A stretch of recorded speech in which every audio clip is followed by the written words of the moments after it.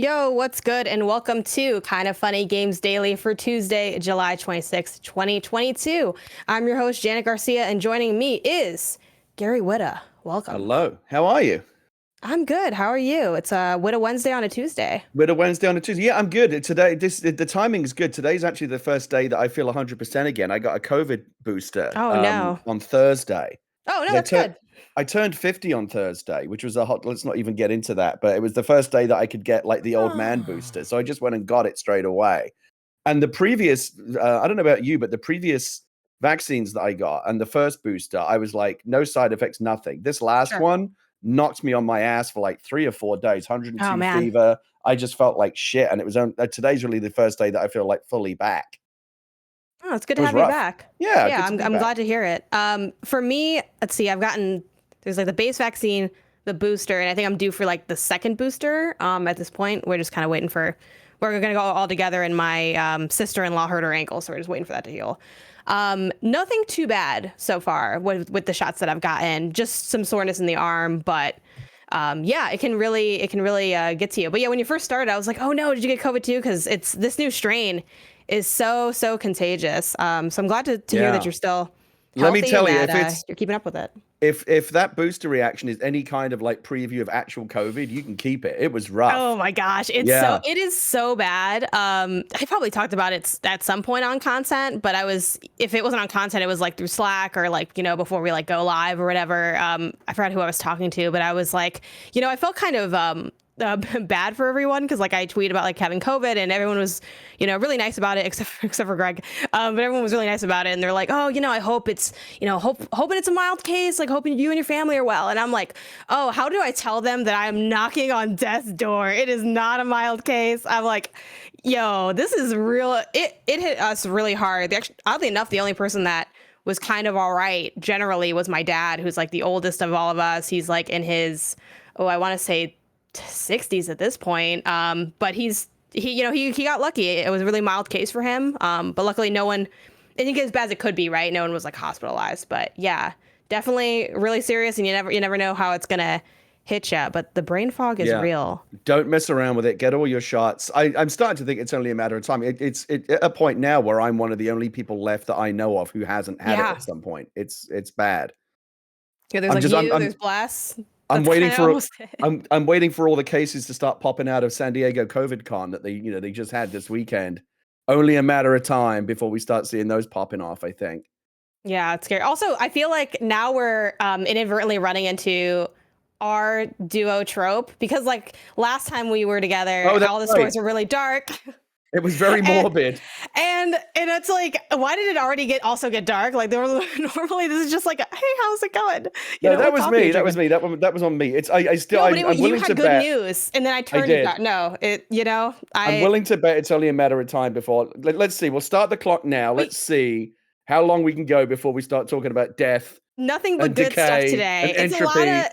It's a lot of happy stories today, because of course today's stories include Xenoblade Chronicles 3 review roundup, spoilers, people love it. We got the new PSVR 2 details, Ubisoft emerging to say Roller Champions isn't dead, yeah, it's different, isn't dead, and more, because this is Kind of Funny Games Daily. We're each and every weekday at 10 a.m. live right here on twitch.tv/kindoffunnygames. We run you to the nerdy news you need to know about. If you're watching live, you can correct us when we get stuff wrong by going to kindoffunny.com/you're wrong. If you don't want to watch live, you can watch later on youtube.com/kindoffunnygames, roosterteeth.com, or listen later on podcast services around the globe by searching for Kinda Funny Games Daily.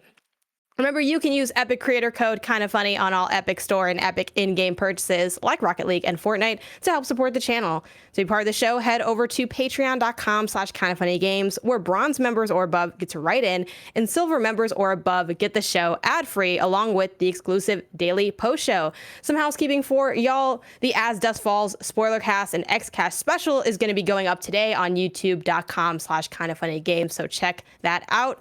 A thank you to our Patreon producers, FargoBrady, Gordon McGuire, Al Tribesman. Today we're brought to you by MeUndies and Chime, but we'll tell you about that later. For now, let's begin with what is and forever will be the Roper Report. It's time for some news. We have 7 stories today.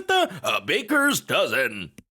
starting with Xenoblade Chronicles 3 review roundup, aka Xenoblade Chronicles 3 is a must play, aka Imran was right, aka will Nick review this one. This is kind of a quick sweep of everyone's reactions, I think, in Slack, seeing how high this Metacritic is. It's currently sitting at a 90 on Metacritic from 30 critics. So let's go down the list from kind of high to low on what people have to say about this game. Matthew Castle over at VGC gave it 5 out of 5 stars with the headline, Xenoblade Chronicles 3 continues Switch's incredible JRPG run. They write, here comes Monolith Soft with a 140-hour bruiser of a JRPG, its fourth in 12 years. Xenoblade Chronicles 3 shows us that satisfying storytelling embedded in a vast, not quite open world is doable. Though how the studio works at this rate is a big mystery, is as big as a mystery as any raised in the game's tale of warring nations and their puppet masters. And so continues one of the great JRPG success stories of the last 10 years, a genre that simply has grown too unwieldy for many to make, tamed and mastered by the potent combination of Monolith Soft's pedigree and Nintendo's quality control. As others wrestle with scale and story, Xenoblade Chronicles 3 pulls it off with sweetness, sincerity, and style. We got Travis North up over at IGN, who gave it an 8 out of 10 for great, with the verdict as follows. Xenoblade Chronicles 3 is another excellent JRPG with great characters, a unique world, and addictive tactical combat that remains entertaining even after the over 150 hours it took to complete it. For the first time in the series, side quests are actually fun to do, and the class swapping and interlink Ouroboros mechanics, that's probably not right, keep the revised combat system feeling fresh long into the adventure. Plus, the story is worth seeing through to the end, even though it's overwritten and takes some meandering detours. At the same time, there are a fair amount of odd game design choices, like its annoyingly and repetitive combat voice lines and uninteresting cookie-cutter boss fights. And it's unfortunate that Ineos' beauty seems held back by the Switch's hardware, but none of that should deter you from going all in on another fantastic odyssey in a series that is worthy of a massive amount of your time. And rounding out the roundup, we have Jason Gisano over at Game Informer, who gave it one of the lower scores that I could find at a 7.25 out of 10. Their Xenoblade Chronicles review has the subhead, A Dull Knife. They wrote, Monolith Soft has struggled to recreate and magnify the novelties of the first Xenoblade Chronicles adventure since its 2012 release. The third chapter in the science fantasy JRPG series suffers the same frustrating fate as XCS and Xenoblade Chronicles 2, right? 1 and 2. Despite its first-rate combat and character progression features, Xenoblade Chronicles 3 is a bloated trek across vast but lifeless environments, further diminished by an unaffecting narrative with one of the worst ensemble cast in the franchise. My party of 7 felt like an army when explosive arts and flashy Ouroboros combat lit up an already chaotic battlefield, and the quality of life improvements like customizable shortcut hotbars and in-game GPS, streamlined menu surfing and traversal. Still, the narrative and world designs left much to be desired, as critical plot twists are frustratingly obvious, character growth is virtually non-existent, and navigation in each uninspired environment proves to be a tiring exercise. Xenoblade Chronicles 3 is a double-edged sword that needs a bit more sharpening. Gary, what is your Xenoblade history? And if you don't have a history, are you going to start one with Xenoblade Chronicles 3? Well, yeah, so I have a couple of questions for you, because I think you know this series of games better than I do. I do occasionally ask this question on KindaFunny. Typically with Japanese games, where I'm a little less well-versed. Am I missing out on something by not knowing anything about or having played the Xenoblade Chronicles games? Is my life going to be better if I get into these games? Well, I think if you're kind of asking, it's like a two-part question, like, is it worth playing? And then do you need to maybe like run the gambit? Oh yes. And then of course, thank you, Kevin, for pulling up the mock thumbnail. Xenoblade Chronicles 3, Imran was right. The alternative cover art here, really well made by Roger. So as far as do you need to play the other ones, like a few reviews have touched on that, and I think most people lean on no. And then for the kind of second layer of that question on is it worth playing? I mean, I think any game that's highly critically acclaimed is worth digging into, even if it's a genre that you're not super prone to, because that's like, to me, your best chance. So like for me, like I don't really have a big history with Xenoblade. Maybe I checked out one of the demos like from the last game, and like I've been kind of around it with my time on NVC and stuff, but I never really dug into it. But for me, whenever I see something like this in the JRPG genre that I don't normally dip into, and people are like, hey, they're knocking it out of the park, they're doing this well. I mean, I think it's pretty wild to say that like through this 150-hour journey, like you're gonna want to go on it, and they make it diverse and interesting and dynamic enough to be worth it. That at least makes someone like me pay attention to it, even though I do feel like, similar to you, I'm a little bit more of an outsider, because that's usually what I lean on. When it's outside of my wheelhouse, it takes me more to get into it. And I kind of only show up for the stuff that everyone's talking about. And it does seem like Xenoblade Chronicles 3, while I'm sure more reviews will be popping up over time as other outlets, check out the game and people start breaking it down and talking about it. For it to come out of the gate at a 90, it did surprise me. I mean, I expected kind of in the 8s, but I think that's a pretty high mark to land. And for a lot of people, this was like, a 5 out of 5. Like, people seemed really hot on this game in a way that I wasn't really expecting. Yeah, it's interesting. I feel like I should mess with the JRPG genre more, because for the most part I've stayed away from it. I've never really played a Final Fantasy game and some of the other games that you'd associate as like the big standard bearers of the JRPG genre. I've never really played them, but when I have dabbled, and like I've only dabbled, like Paper Mario, Yakuza Like a Dragon, which are JRPGs, just not necessarily the first ones you think of, I've really enjoyed them. So maybe if I played more, I'd enjoy those as well. And if this new Xenoblade is actually like a decent entry point. Here's the other question though, because when you said 140, 150 hours, I immediately had a visceral reaction to that. And I want to know what you think. When you hear that, when you hear someone say this is a 140, 150 hour game, do you go, ooh, good, lots for me to get my teeth into, a big epic experience? Or do you think, oh, who has that kind of time? Like, where are you on that issue? I'm overwhelmed by it, but I also understand that this is in part what people like generally about the genre. It's also in part why I find the genre to be really intimidating, and why I'm not often that excited to dive into a JRPG, or even like, RPGs in general are pretty massive. Like, that's a big kind of talking point with that genre. And it's something that makes it, it's why I like Pokemon, right? Where I'm like, it's such an approachable RPG where sure, it can be long. Like and it's funny because there are games that I will put a lot of hours into. Like I put 80 hours into Sword and Shield, I think, or at least like 60. I put, 80 hours into Breath of the Wild, and I never even finished it. I only did the first 2 Divine Beasts, but I spent that much time in the game, and I loved it. So I do think it can work, but for me, I get a little intimidated hearing that's kind of the floor. Like, I personally like a lower kind of ceiling for things, rather than the floor, but a lower ceiling for like completion time, where then if I want to, I can go deep on it and I can spend a lot of time. Like, I like the option of scaling up, but the idea of the how long to beat generally being in the 100+ range is a bit of a lot for me personally, and how I like to play. I know other people, that's one of the reasons they come to this genre. They love having those worlds that they can and need to live in for a really long time to complete. But like, I always just feel like I don't know if I'm gonna finish this. And while it's true of a lot of games, it's like especially true of a game that long, where it's like, hey, am I gonna be able to what am I gonna quit my job for this game? Like, and start, if I played like 8 hours a day, it would still take me days and days and days to finish it. Like, that's a little bit overwhelming.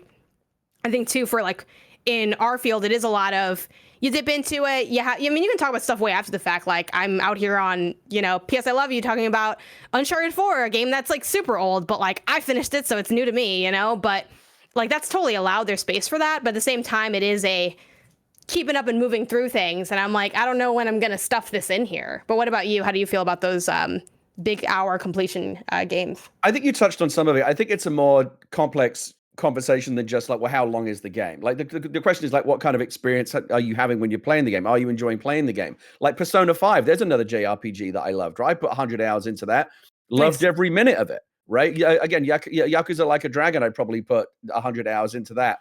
And I'm playing that now, and I'm really liking it. Like, it's pretty, I don't know if I love it.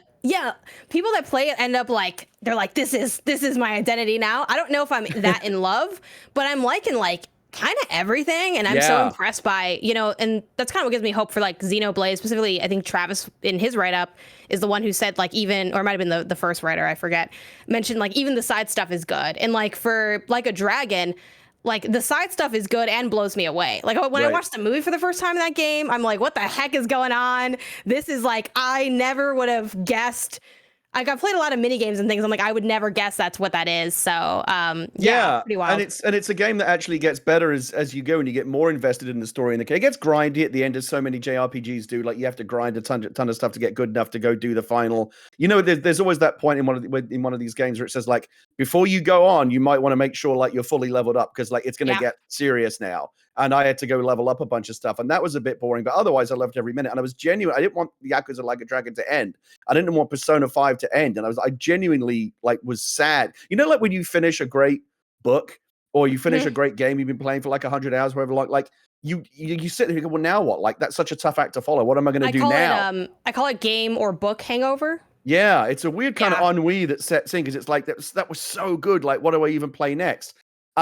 So like I've played short games that felt long, and I've played long games that felt short. It's like it's not how many hours. It's like how do they fill those hours? What are you doing in those hours? And it's again, not in the hours on the clock, but it's the ticking of our heart or something like that. Oh, there you go. You put it more poetically than I ever could. It's it really comes down. Yeah, it comes down to the experience and how are you spending those hours? The other thing to think about when there's so many games to play and we're so overwhelmed, you know, Game Pass and there's so many things coming out all the time, is every game you play is an opportunity cost, right? Every game you're playing is however many other games out there that you're not playing. And when I do get into a really like big game like Yakuza Like a Dragon, I remember the time that I played that game, I didn't play anything else. I was in a completely monogamous relationship with that game. Like I didn't get halfway through Yakuza and then go off and like play a couple of indies and come back. You don't want to play anything else. When you're completely obsessed with one game and one set of characters in one world, you don't want to do anything else. And that's fine if you're loving the game. But I always think about, man,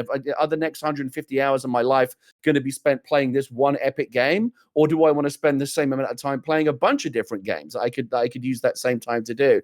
And again, there's so much content out there. There's so much stuff. There's something new. It feels like almost literally every day. And in the age of like Game Pass and PlayStation Plus, Super Duper Extra Premium, whatever, there's so much stuff. And every time you play a game, you're no longer thinking about, do I want to play this game? You're also thinking, do I not want to play all these other games that are on deck? Well, this is why we have backlogs. This is why it gets bad, because some of these games consume us for so long. It's why I love games like Stray and smaller games that you can complete in like in a number of hours you can get your hands around and think, okay, I'm going to play this. I'm going to have a complete meal. I'm going to experience the story of the beginning, middle, and end. I'm going to have a complete experience and then move on to the next thing. You can do that with epically long games. You're just going to play fewer games. So everything is a trade-off these days, it feels like, in terms of your time. Time is the commodity.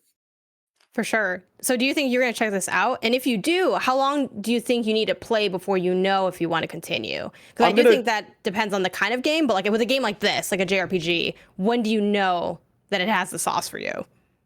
It's funny because TV's the same way these days, right? Like so many people say, like there's so many TV shows, people are like, oh, you got to wait like 5 or 6 episodes, then it really starts to get good.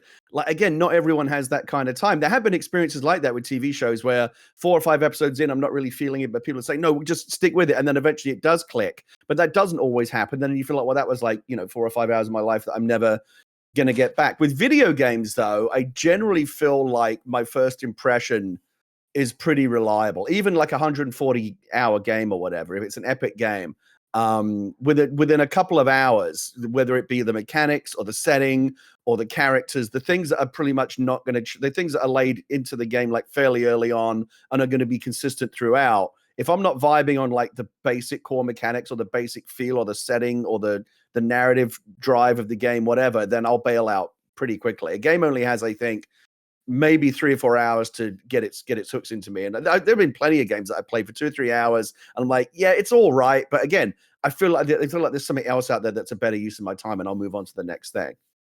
Yeah, for sure. I'm kind of similar. Like, I think obviously there are games that I can play and I know within seconds that I'm like, this isn't it. Yeah. Sometimes that is all you need. Yeah.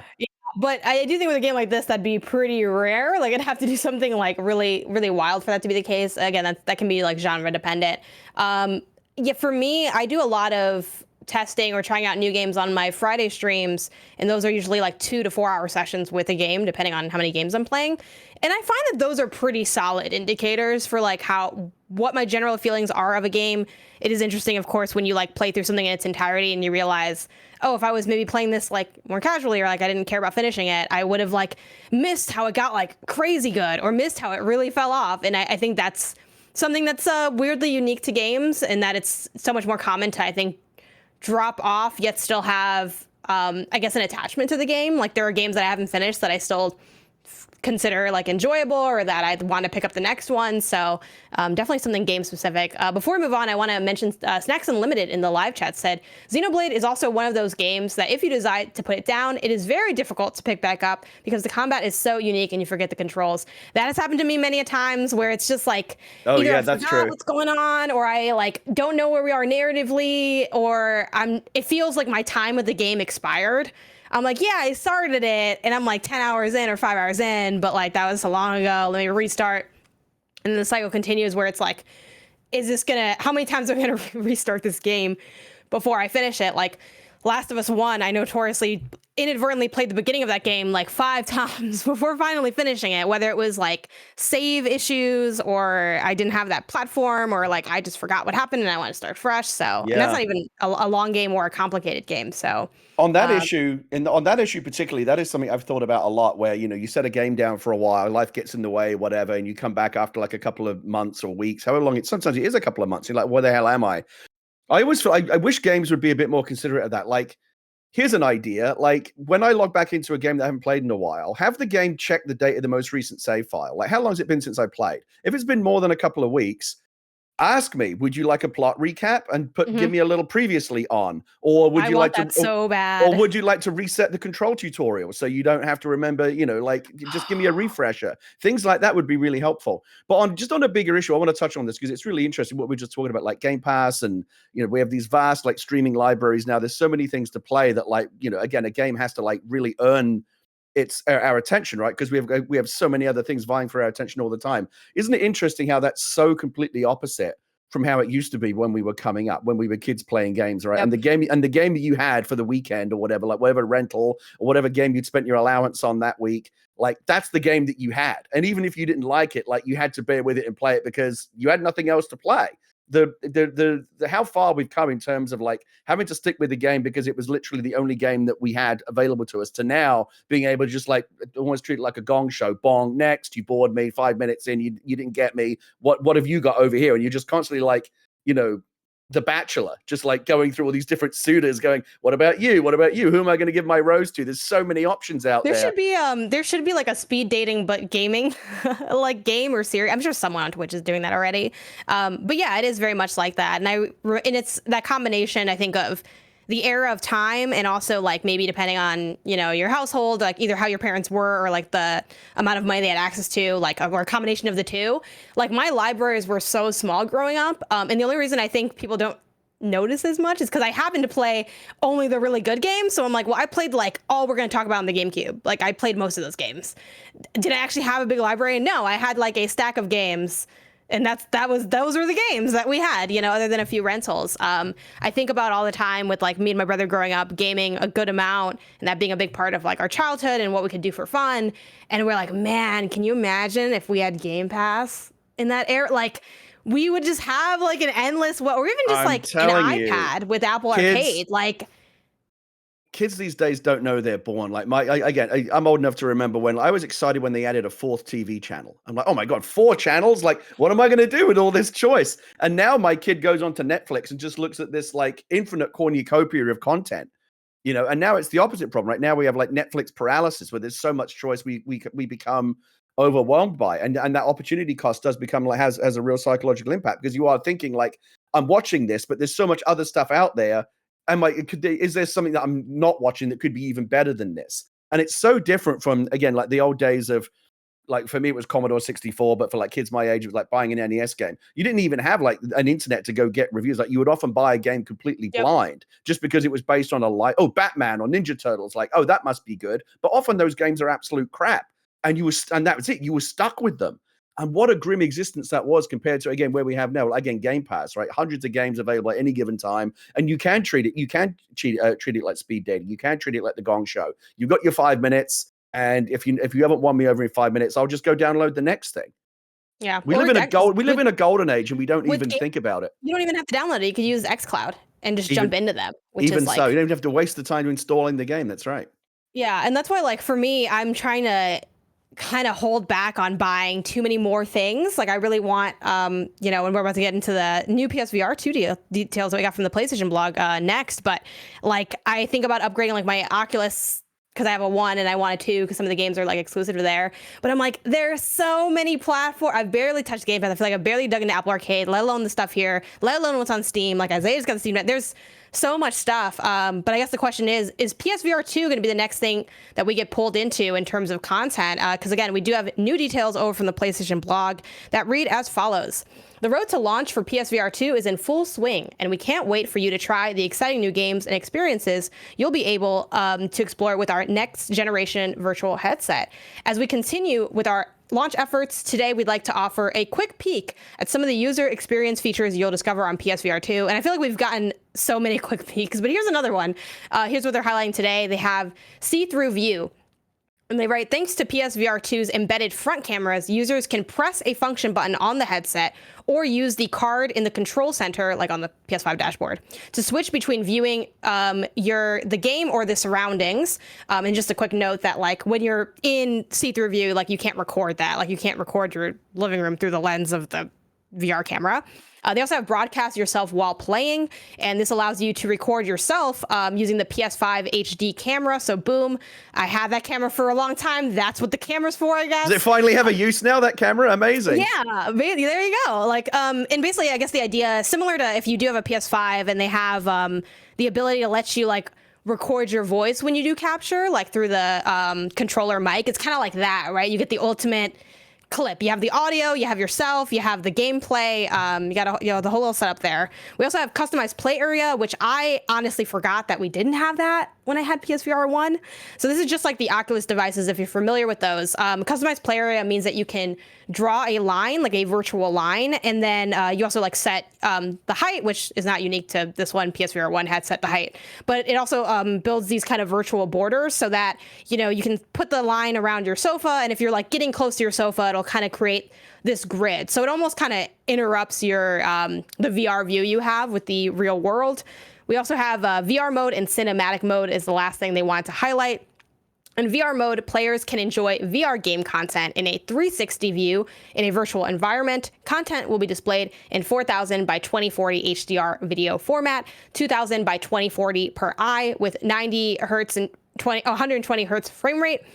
In cinematic mode, players can view the PS5 system and UI and all non-VR game and media content on a virtual cinema screen, and that content will be displayed 1920 by 1080 HDR video format with 24 and 60 hertz and also 120 hertz frame rate. So basically the idea is that you can have a better, different view in cinematic than you can in VR to kind of, you know, for those who maybe watch movies or YouTube videos or like sports stuff in VR.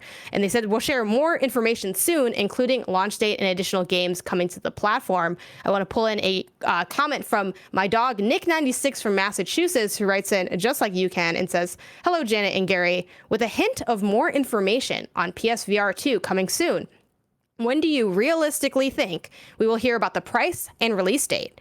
Do you think the rumors of a state of play in September might tie into PSVR 2 news? Lastly, when should PlayStation release it, and what should be the price point? Have a great day. And I do want to nod to some existing price points and something that Barrett had tossed into Slack, which is Oculus Quest 2 is $300. PSVR, as a refresher, originally launched at $400.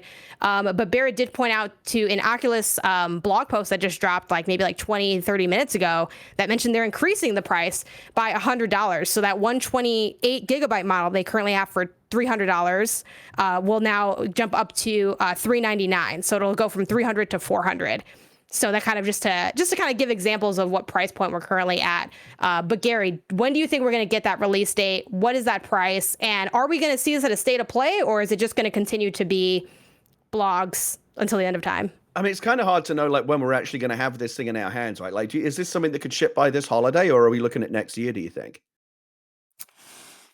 Oh gosh, that's so tough. I mean, it feels like it's coming together, right? They're showing stuff. Yeah, it feels kind of hardware complete. I wish I remembered. I gotta start writing this down. I'm sure someone out there has a spreadsheet on the internet of all of our claims. I think I did say that it could come out this year.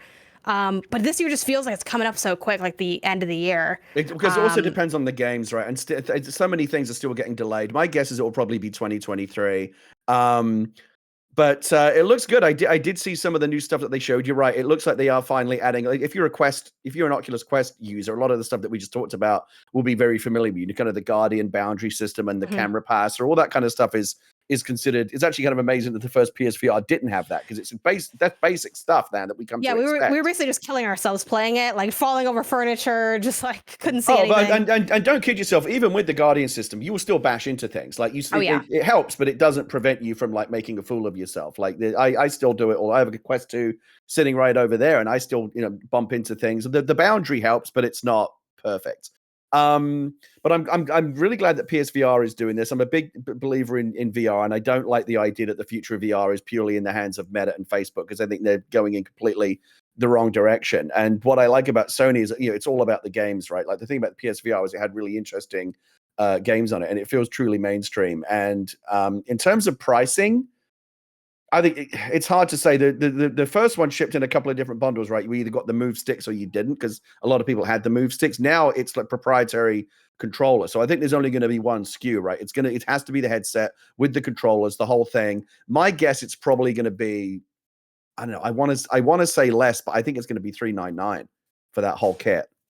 I think so too. I mean, they're pushing things technologically, and I think with those usually come more expenses, and like either a price increase or something on par. I don't think they'd go. I hope they don't go higher than 400, because I think I don't think they can.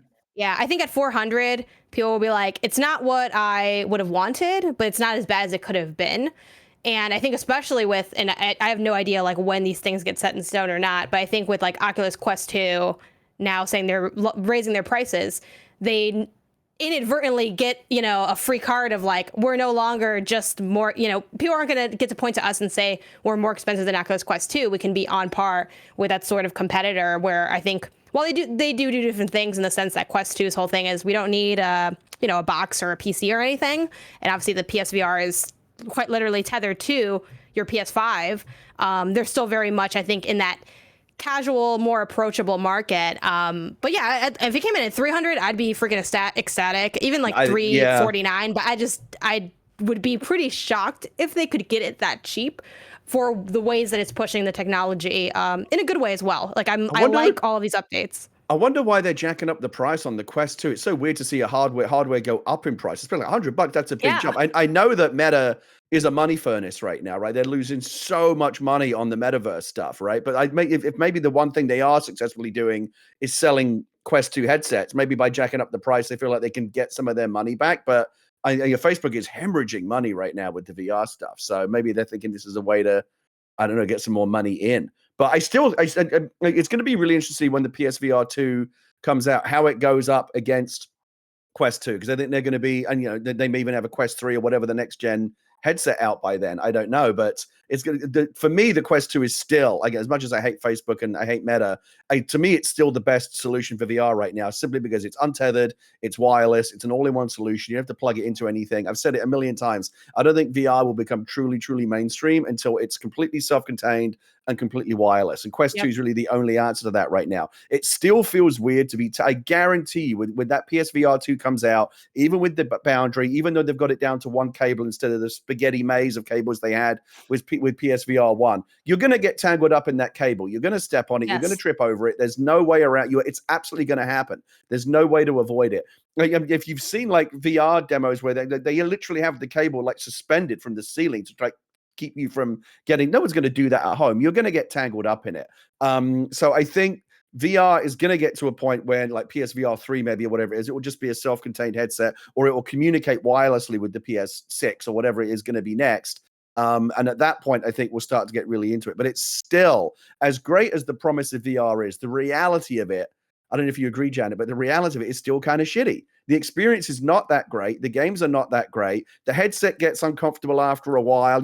After a while, you just want to take it off. The cinematic thing's really interesting, because I've tried this. You can watch Netflix, at home. And it's like, to me, it feels a little bit like a solution in search of a problem. Like, is this really something that anybody asked for? The nice thing about it is, if I don't know if you've ever tried it, but when you do like turn on the Netflix app or go into big screen or one of these apps that will do this, like you can sit in like a real movie theater essentially. One of the things that VR my like VR non-gaming thing was going to like VR event. Well, again, it's all through like Facebook and like Meta and everything. But like they had, like come through to this aquarium viewing thing, and you like sat down in the theater and you watched like some birds on a camera or something. And I'm like, I mean, this is a thing that we could do. Like, why not? I was in the big screen app, and everyone was watching Rick and Morty for some reason, but it was in like this 1940s like old Hollywood movie palace. And one of the things that VR does do really well is communicate a sense of scale, right? Things can seem truly huge in VR. And so you can boast about your 65-inch TV at home, but then one of the things that VR does really well is you can be sitting in front of a screen that feels genuinely like 100 feet wide to you. Like it's a massive, massive screen.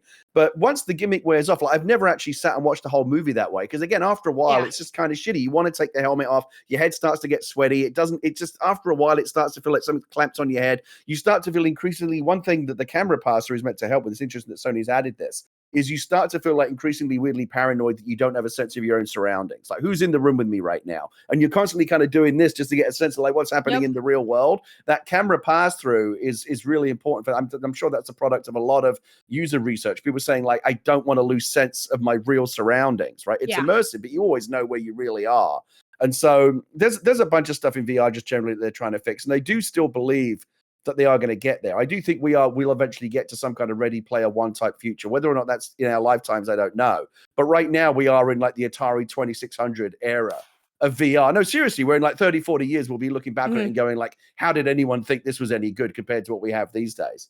Yeah, I think too, like as far as like comparisons, it kind of reminds me, obviously not a one-to-one because mobile is so much more approachable than VR, but it kind of reminds me of like the mobile game experience where for a long time, the conversation was like, mobile games just do something different than like a console game does, and they're just their own thing, and they have their own like offerings and appeal. And while that still remains true to some degree, like there are games that I think are built for mobile and they have that design, and obviously there's other stuff with like the monetization and all of that. But we've also gotten like, I've had experiences on mobile that got ported to console, and they're like a one-to-one experience, and those are just straight up good games. I do think while there have been really good games in VR, like Astrobot Rescue Mission is probably the shining star in that category, they're few and far between, and we're still kind of grappling with like, what do we want to do in this medium? What can we do? And like, how should we really be assessing it? I've seen a lot of those conversations around, well, maybe it's not like as good of a game if it wasn't in VR, but because it's in VR, it's like, does this thing, this, that, or the other. I think Tetris Effect is another shining star for the VR market. But as far as the price increase real quick, just because, and normally I don't toss in stuff that like comes in hot because then I don't get to read it all, but it was just so pertinent to talking about VR that I wanted to pull it in. For the increase from the Quest, they wrote at the same time, they talk about, like VR is doing great, like it's awesome, everything's fine.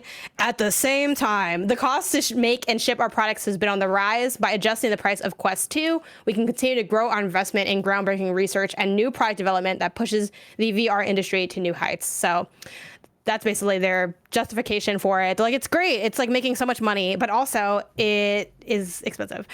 So we'll see what comes of that. Definitely a weird one and not a good feeling. I don't know how this is. Yeah, I'm pretty shocked by this as someone that has a Quest 1, but not a 2. And I think I'm just going to keep waiting. I'm going to wait to see what they do next, if they do anything next, before I jump in. Because, like I said, I got a cajillion games to play anyway. I would wait for VR too, and I would wait for whatever the next gen headset that Meta is working on. It's so interesting, and yet at the same time so frustrating to be here in kind of like the birth pang generation of VR, right? Because I don't know about you, but I do genuinely believe that we're going to get there. That there is that the VR is going to be amazing in the future. But we're still in the Stone Age. We're still in kind of the silent movie era of it right now, where it's like you can kind of project and extrapolate forward and imagine how great it's going to be, and you want to fast forward to that future now. But we've got to get through all this experimentation, and people are trying to figure out like the fact that you just said, one of the best things on VR right now is Tetris. It's hilarious to me. But it's true. I know what you mean. I've played it, but isn't that funny that like that's the best thing we figured out to do in VR is play Tetris? Yeah, it all comes back to Tetris. Tetris is like, when in doubt, I can play Tetris anytime, When in anywhere. doubt, play Tetris. Yeah. I even liked that I know everyone hated like the EA mobile port of Tetris. I'm like, I played a lot of that waiting in line. Like, Tetris is good all of the time. And speaking of things that are good, let's go ahead and take a quick pause here and get a word over from our sponsors. Are people still trying to make plans with you this summer as if you aren't booked and busy already? You're just gonna have to tell them to try again in the fall. You've got pool days, pride parades, bachelor parties, and beach vacations waiting for you, because when you're living your best life, the last thing you want to worry about is butt sweat. I'm Greg Miller, and my butt never sweats because I wear MeUndies. You've heard it a million times. I like MeUndies so much. With my first pair, I bought a whole bunch more and threw away the rest of my underwear. They're the best. MeUndies has the lightest, most breathable fabrics to keep you cool and comfortable wherever you go. From undies to bralettes to socks to loungewear to swimwear, you can find something for all your plans. MeUndies also releases new prints all the time, like their limited edition Pride collection. Find your ultimate summer comfort in sizes extra small to 4XL. MeUndies has a great offer for my listeners. For any first-time purchasers, you get 15% off. For a limited time, if you sign up for their free-to-join MeUndies membership, you get 25% off your first membership item. To get 15% off your first order, 25% off your first membership item, and 100% satisfaction guaranteed, go to MeUndies.com/KindaFunny. That's MeUndies.com/KindaFunny. No one likes waiting on a paycheck, especially when you've got bills due. Good thing there's Chime. Now you can get your paycheck up to 2 days earlier with direct deposit. That's up to 2 more days to save, pay bills, and generally just feel good about your money situation. But Chime is about more than just getting paid early. It's also an award-winning mobile app, checking account, debit card, and optional savings account. So what are you waiting for? Hopefully not your paycheck. Get started with Chime today. Applying for a free account takes less than 2 minutes. Get started at chime.com/KFgames. That's chime.com/KFgames. Banking services and debit card provided by the Bancorp Bank or Stride Bank NA. Members FDIC. Early access to direct deposit funds depends on your payer. Let's talk about the fact that Roller Champions lives. This is following up on yesterday's rumors that we talked about on the show about the game being canceled after its 3rd season. The official Roller Champions Twitter put this out. It's the classic little text on screen with the little graphic and saying, "Hello, champions. Let's clear it out the way first. Roller Champions isn't getting canceled, and Ubisoft fully supports it. What the Roller Champions dev team is doing is making sure that we focus on what our players have told us needs improvement, and that supersedes all other priorities." What does that mean? It means we're extending Disco Fever's length, which is like currently what they have going on. We are doing this for 2 main reasons. One, we will push out a patch that includes cross invites so that we deliver on the game's promise as being a resolutely social experience. We will announce when this patch will come out as soon as it is validated and good to go. 2, we will take enough time to solve the issues our players have voiced as irritants before we release our new season. The cross-invite patch will include fixes, but we will be working on more improvements after its release before the launch of the next season. As far as content is concerned, we can tell you that we've got exciting stuff planned for the next seasons. We strongly believe, however, that before we release new content, we got to do right by our players, hence why we were taking time that we needed before we do release that new content. You can rest assured that we'll keep you updated as we roll forward. Gary, have you checked out Roller Champions at all? And do you, obviously they're saying this, and I don't think they're, I think they're just being transparent about what's going on behind the scenes, but what do you see the future of this game being? Do you see a future for this game? Have you ever installed a game and then never played it and then just uninstalled it? Because that's what I did with Roller Champions. Yeah, I don't know the last game I did that for, but yes. I installed it because I don't know, kind of like rollerball kind of vibe. It could be cool. And then I just never got there was never enough going on like in the zeitgeist, like in the conversation. Like no one seemed to be excited about it. So I'm like, I don't know. No one's talking about it. Maybe it's not that good. It seems like it launched without anyone really giving a shit. Like maybe it can't be that good, right? And again, opportunity cost. I'll go play something that I am more excited about. And then the other day I was just looking at the little tile on my Xbox. I'm like, I'm never going to play this, and I just uninstalled it. And I never even tried it. Talk about a gong show. It got gonged off before it even got started. I both did a install, a play, an uninstall, and a reinstall of Roller Champions, and then I might have uninstalled it again. I don't remember.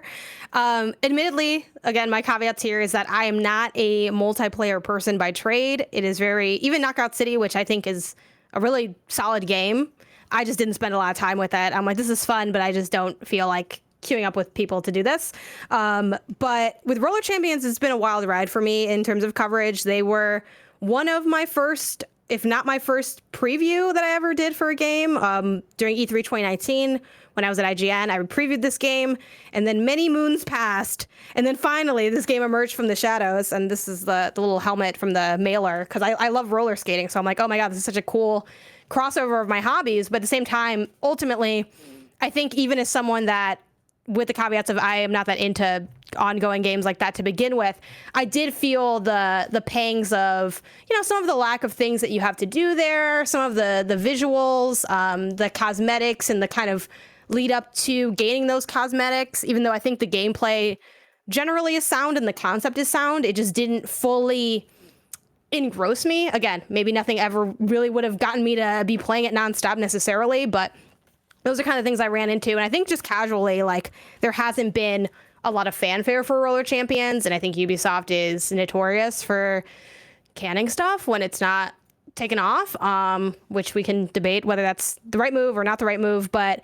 that being said, it's cool that they're coming out here and being like, hey, we're still here. I'm glad they are still supporting the project, in the sense that obviously there are people that care about getting this project to be what they envision and something that players are excited about. But yeah, I don't know what the longevity of Roller Champions is going to end up being, and it's definitely a rough start, I think, just even in the sense of needing to, this early on, pause and reconfigure after having things like, they did have like early access or early betas and things like that you would hope would kind of help avoid some of these things. But development's hard, so it does seem like Ubisoft have really high internal standards for success, right? They won't tolerate a game that's just like even just middlingly successful, right? So like Hyperscape, my guess is that X Defiant will be next. I don't think that's gonna go very long. They just canceled a bunch of other titles.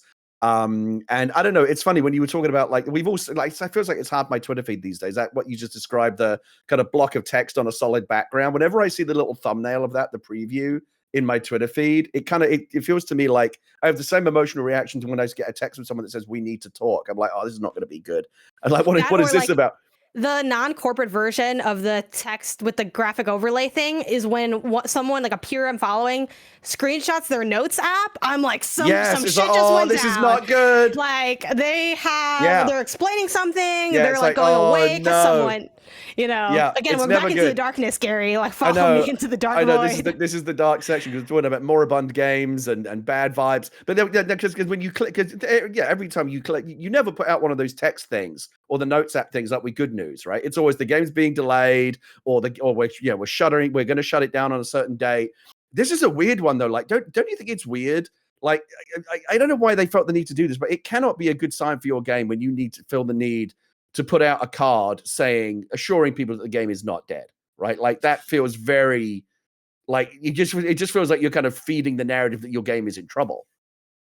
Yeah, I think I'm a little surprised to see them have it in this way, because I think what we've seen historically from studios when they want to squash rumors like this is they just respond to the people, right? Because people reach out for a comment. Usually they just respond to comment, and it's like, hey, they reached out and said this same information. So I think it is a little bit of a rarity to have it be so forward facing. But I imagine they did this because they really wanted to try to engage with their like player base directly and not go through press. But yeah, I'm curious behind the scenes, like when Ubisoft heard these rumors, like what those conversations looked like and how they determined what they thought the best course of action was for them. But yeah, I think normally it's not so forward facing when it's squashing rumors, because people also rarely like to even comment on the rumors to begin with. Right. Yeah, so we'll just see what comes of that. And speaking of games that we download, maybe play, maybe don't play, I don't know. We got more games coming our way, with Funko working on a AAA video game with the help of former LEGO developer. This comes from Grace Benfell over at GameSpot, who writes, at San Diego Comic-Con yesterday, Funko announced a video game collaboration with 1010 Games. The effort will be led by John Burton, co-creator of the LEGO video games at Traveler's Tales. Funko revealed the news at the Pop Talk panel at SDCC. The studio 1010 Games was founded in 2021 by industry veterans, specifically to make Funko games. The best-known member of the UK studio is 5-time BAFTA winner John Burton. The studio will assist in producing a variety of AAA games on consoles and PC. The collaboration with Funko is the studio's first announced project. Details of what exactly the first game will be, including its title, are as yet unannounced, but it will be a AAA action platformer and rated T for teen. Other third parties will also be involved, though none of the specific IPs or companies were named. More details will be announced later. This, of course, is not Funko's first foray into video games. The mobile game Gears Pop offered a light Clash Royale-style take on the gory shooter, though it shut down in April 2021. Warner Bros. Also optioned the rights for the Funko movie back in 2019, though no movie pictures have yet been released. Gary, would you play a Funko AAA T for teen action platformer? I don't know. Funko Pops themselves I find very irritating. But I'm trying to... What do you have there? Is that you? It's me. How did you get your own Funko Pop? Oh, do you not have your own Funko Pop? Then this is No, my I feel like I'm the only person in Funko form. I'm like one of the only people left that doesn't have their own Funko Pop. Yeah, I live in LA, and the Funko Hollywood store is one of maybe 2 locations that allows you to do the pop yourself. Oh, you can customize kiosk. it. Okay. Yeah, you can't. Unfortunately, you can't order that online though. You have to go to the store physically. So yeah, there is me in all my glory. I'm sad I'm not wearing this outfit because I do wear it sometimes. But yeah, anyway, continue as you. I find them. Self. I find them in general a little bit irritating. Anytime I encounter a person where they've got like a whole shelf of Funko Pops behind them, I take that person immediately like 10% less seriously. But that's just. Like, oh, I don't fucking respect this kid. It could be worse. But set that aside. The interesting part of it is the Traveler's Tales Lego part, right? Because the Lego games, the Traveler's Tales Lego games are fantastic, right? And if they can bring some of that mojo to this, maybe. But I don't know. Lego has like true mainstream love and adoption. Like everybody loves Lego. It's just a thing that is in the air supply in a way that Funko, I think, is much more niche and geeky and specific. The other thing, from a legal standpoint, it'll be interesting to see how they do it, because like every single Funko Pop, right, is itself a licensed item, right? Like it's Harry Potter or Star Wars or Lord of the Rings or whatever. So is it going to be like Lego, where they're kind of sub-licensing all these different things? Are we going to see, in the same way that you see like Lego Star Wars video game, is it going to be or Funko Pop Star Wars video game, or Funko Pop Lord of the Rings, or whatever? I don't know. The only thing that's got me kind of taking this even vaguely seriously is the Traveler's Tales connection, because they did such a fantastic job with the Lego games. I will absolutely pay attention to whatever they do next. But that is kind of counterbalanced by the fact that I just don't give a shit about Funko Pops. That's fair. For me, I like the general genre seed, and I do think that, again, the Lego games, I've had like a mixed feeling on the Lego games personally. I've played ones that I've enjoyed a bit. I've never beaten one, but I've played ones that I've had fun with, and then ones that I've not so much been into. The T for teen rating is also curious to me. I'm like, what's going on in this game? That is weird. It's T for teen. So I'm like, is it just like the Funkos are going to be like implied drinking alcohol, because it's like T for teen is also so specific, where it's like it's just a little too much. So I don't know what they're going to do there, but I would hope that, I think probably the simplest thing from a licensing standpoint would be what you're describing, which is what Lego does with like Star Wars or whatever IP. But I would love to see something like more goofy than that. I want to see like a crossover between IP with the different Funko Pops, but I don't know if they would do that, because that seems like a licensing nightmare. But I don't know. It'll be interesting to see what they have envisioned for this and where this is going to land, if it'll be kind of almost a companion piece to what the Lego games offer for people. But it feels very much like a game that was born out of a marketing spreadsheet rather than some kind of creative imperative. But we'll see. It is giving spreadsheet a little bit, but yeah, maybe it'll be cool. Maybe that'll be the next fire game. Speaking of next games, let's talk about Returnal's PC listing, which has been updated to show Steam Deck support. This comes from Jordan Middler over at VGC, who writes, codenamed Oregon was discovered on SteamDB in May. While it wasn't immediately clear what game it is, certain localization strings in the game's listing make it clear that it's a PC port of Returnal. Now, eagle-eyed users have noted further updates to the listing within several within several rapid changes made in the space of a few days. The following updates were spotted by Reset Era user Mocha Joe. Mocha Joe doing the hard work here. We had some just general updates across the last few 24 hours time frame, and then the big deal ones are the external ship got an update for the first time in 20 days, and Middler notes that this doesn't happen often, but it could be an interesting coincidence. And then also that Steam Deck controller profile. Middler continues saying, while this doesn't infer, I think they meant to write imply there, while this doesn't imply anything about when the game is likely to be revealed, the frequency of updates to the app itself could suggest a short time between the announcement and release. Sony's PC ports have typically only seen a few months between confirmation and release. Marvel Spider-Man, revealed last month, will be released in August. However, this isn't always the case, as the promised PC version of Uncharted: A Legacy of Thieves has yet to be released despite the console counterpart launching in January. Earlier this year, VGC was provided footage appearing to show Returnal running on PC, which strongly suggests that it's one of the next PlayStation console exclusives in line for a port. Gary, did you play Returnal, and would you play it again on Steam Deck? It's one of those games that is installed on my PlayStation 5, and I've never got around to playing it because Why haven't you uninstalled it? That's the question. Because I recently upgraded the storage on my PlayStation 5, so I can afford to keep it hanging around. Congratulations. Just in general, I want to say I'm really glad to see that Sony is kind of leaning more into the PC side. It kind of, for me, just again continues to prove that the PC is like the one master platform, because you don't have to if you have a really good PC, you don't have to choose Xbox or PlayStation. You're going to get the best of both. The only difference is Xbox is a little bit ahead on this now, right? Generally, when they launch a big Xbox game, it's day and date on PC as well. Sony is increasingly getting into that habit, right? If there's a big first party Sony game coming down the road, whether it be God of War or Uncharted or Horizon, you name it, or now Returnal, it'll be on PC as well. You're just gonna have to wait a lot longer. I would love to see Sony close that gap a little bit, where there's this sense of like, oh yeah, if I wait around long enough, I will get to play. They still haven't done Last of Us, right? I don't know why that is somehow weirdly missing, but like everything else, or what you consider of like the big standard bearer PlayStation games are increasingly coming to PC, but it's just taking a really long time. Like Spider-Man Remastered looks amazing. That ultra wide monitor support looks incredible. It makes me want to play the game all over again.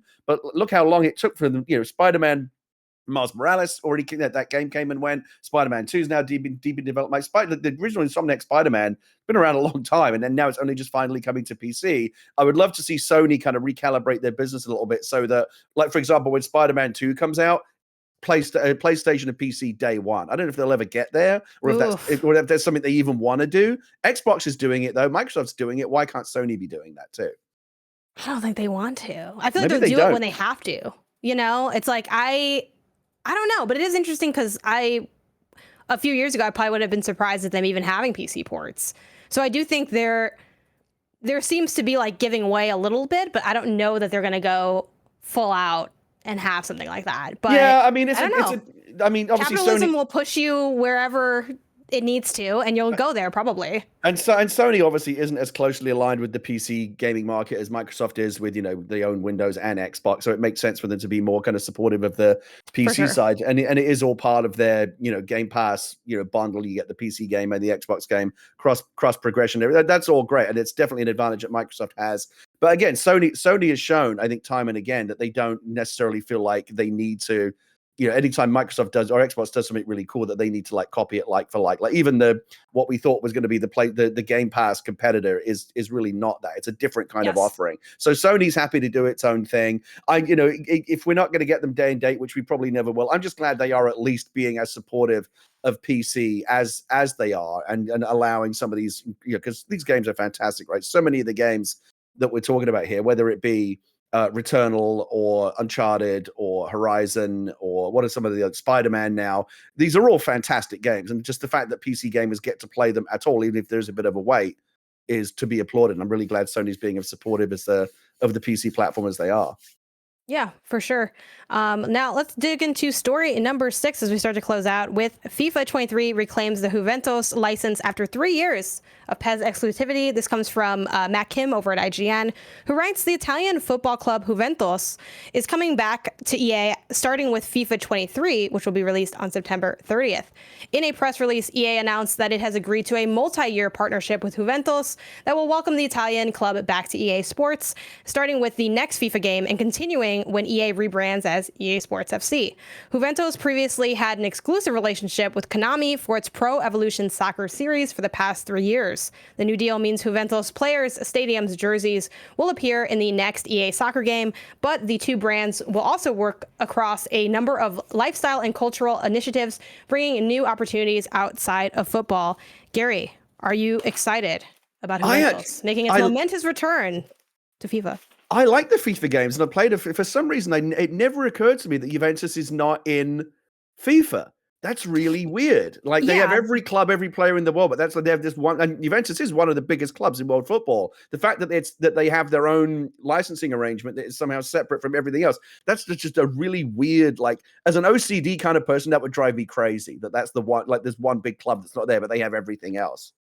It wasn't always the case. I was like looking into this / talking to my brother, who's also like FIFA obsessed alongside me, like we play all the time. And that Juventus was in FIFA, at least for FIFA 19, because they had that Ronaldo cover in the jersey.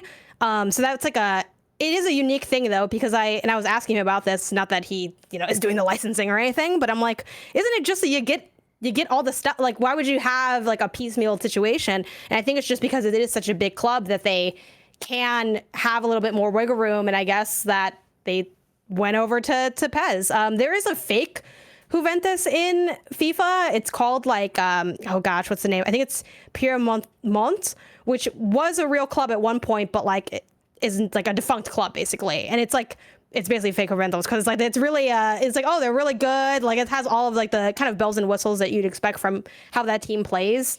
But it's not the actual thing, which is the whole point of like FIFA. That's interesting. I never realized that. Yeah, I think my brother played against them yesterday, obviously virtually in the game. But he's like, yeah, I just played fake Juventus. But this is a great get. Obviously, PES with its move to like the free-to-play model, eFootball. It's definitely taken a big dip. I mean, I do think that's not worked out great for them so far. No, and I feel bad for honestly the that community, because there's a divide in like the soccer community of like people that choose that over FIFA. I'm sure some people play both, but usually you just pick one. And for it to kind of really start to be just circling the drain in a big way is rough. I don't know how much that had to do with like this agreement specifically. Like I'm not really sure when this got decided versus when it got announced, but it's cool to see Juventus come back. Just kind of round out that area. And I think also too, I don't think there's too much stuff from PES at this point that FIFA would need, because there's always like a little bit of like, this one has this one doesn't have the other. Like for a long time, Champions League wasn't in FIFA. Now Champions League is in FIFA. I don't think there's too many things on the PES exclusive list at this point. But let me know in the chat or online if there's other stuff that licenses or agreements that are held onto. I know there are some exclusive stadiums and things, but I think the football game landscape going forward is going to be really interesting after FIFA 23 is going to be the last one, right? And then the FIFA license is FIFA's going to go do different licenses with different companies. You're probably going to see multiple FIFA games across, multiple publishers and developers. And then obviously FIFA becomes EA Sports FC, which, by the way, I was thinking about this the other day. Like, it's really important to have a name that I think rolls off the tongue. Hey, you want to play some FIFA? Want to play some Madden? What are we going to say now? Want to play some EA Sports FC? Like, it just doesn't feel the same. I don't know what we're going to call it. Yeah, we always drop the EA Sports. Want to play some FC? I don't know. It just sounds kind of shitty to me. Want to FC with me? Yeah, you want to FC it up? I don't know. It's going to be interesting to see what I think EA Sports FC under the new branding is still probably going to be the market leader, right? Because I mean, they've shown through, like, if you just want like the full production value, glitz and glamour, like the really polished version of a football game. Either FIFA has been the standard bearer for so long now, and I fully expect that to continue with the new branding. And it's gonna be interesting to see what EA might be able to do, unencumbered by FIFA, and they can get into and they can do different, arrangements with the different clubs and the different organizations. It'll be interesting because like with PES, they went into this whole like for real rebrand of like, okay, it's EA football now, and like we're going free to play and we're doing a whole other thing. I'll be curious to see if FIFA, well, now EA Sports FC, takes any of those, uses this time to like change up anything, or if it really will be the same rows with a different name. People in the chat, like Kebabs mentions EAFC. EAFC, I think EAFC, that's EAFC though. Even that doesn't feel great. It doesn't feel great. It's not FIFA. FIFA's so EAFC. good. But speaking of things that are good, let's get into our final story, which is John Cena coming to Fortnite. The press release reads, "The champ is here soon." John Cena. Okay.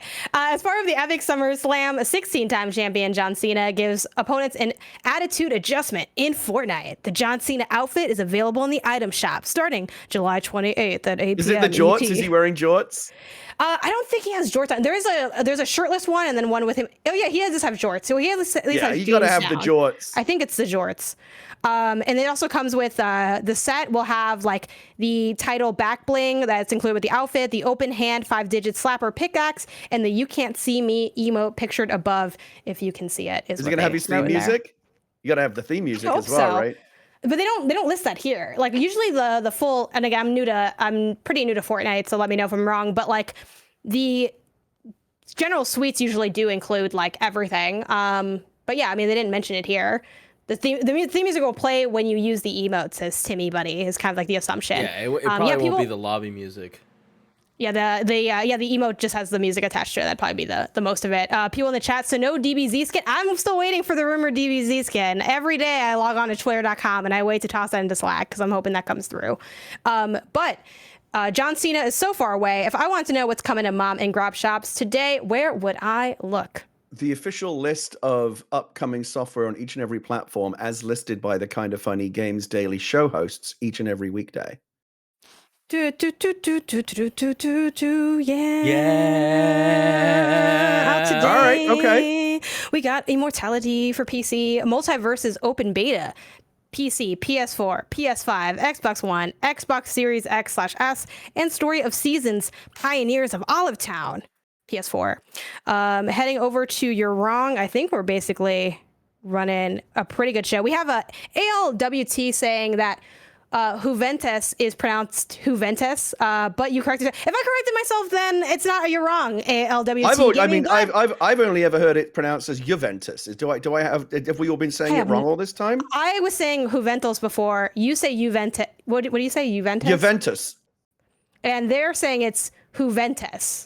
I don't know about the back end, but like anytime I've because I obviously watch a lot of football coverage all around the world. Anytime I've ever heard a player or a sportscaster talk about Juventus, it's pronounced with a Y rather than H. It's Juventus, but I mean, for years though, chat's saying you're right that it's Juventus. Where were y'all at this whole time then? And also, so ALWT, the Uno reverse on the You're Wrong.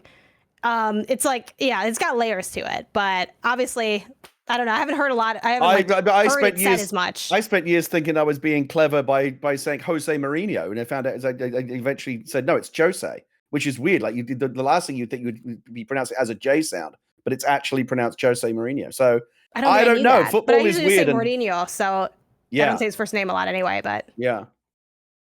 Cool. So Juventus. Yeah. Juventus.